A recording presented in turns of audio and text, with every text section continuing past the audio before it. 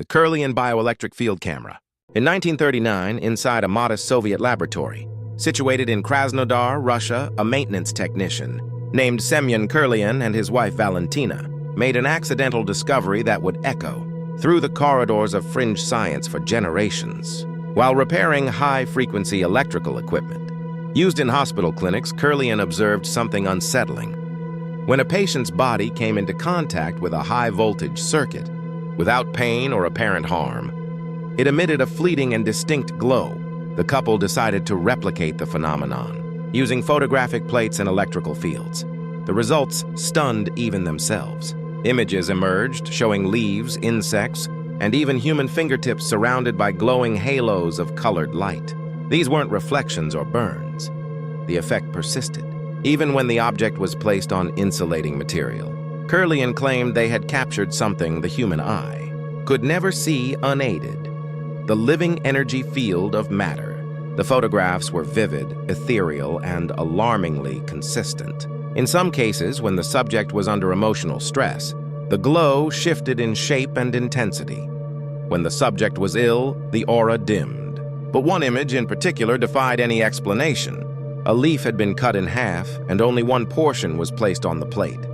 The resulting photograph, however, showed the outline of the entire leaf, glowing faintly, as if the missing half still existed in another form. The couple repeated the experiment with multiple samples and received similar results. They called it the phantom leaf effect. To them, this was not photography, it was a method of revealing an invisible dimension. The camera functioned by applying a high-frequency electric field to the object resting on photographic film. The resulting corona discharge, visible as light on the film, was considered by orthodox scientists to be a natural response of moisture and ionization. But Kirlian's data suggested something more complex. When photographing the fingertips of volunteers, under different emotional states, he documented radical shifts in the patterns and colors of the glow. A healthy subject's fingertips flared with jagged, radiant bursts. A depressed or ill subject, dim, faded, sometimes with visible gaps. The patterns followed no consistent thermal or electrical explanation. Soviet medical institutes began taking notice.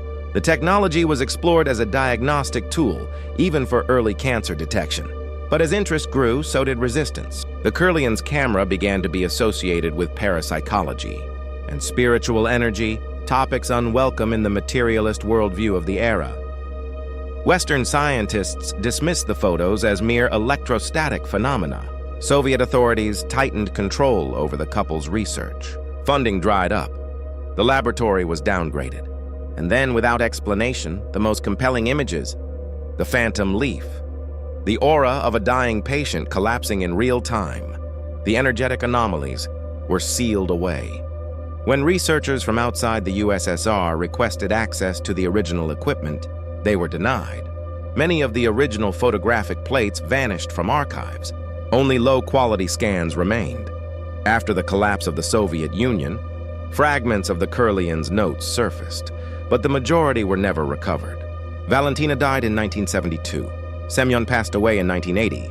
Both in relative obscurity, their work discredited in academic circles, but whispered about in hushed tones by those who had seen the results with their own eyes. Variations of the Kirlian camera still exist, mostly in alternative health and spiritual communities. But none have reproduced the phenomena in full, or at least none have done so publicly. If the original devices truly captured a layer of reality invisible to the naked eye, then what we call life may emit far more than just light or heat. It may broadcast a field of information that lingers even after the body is gone.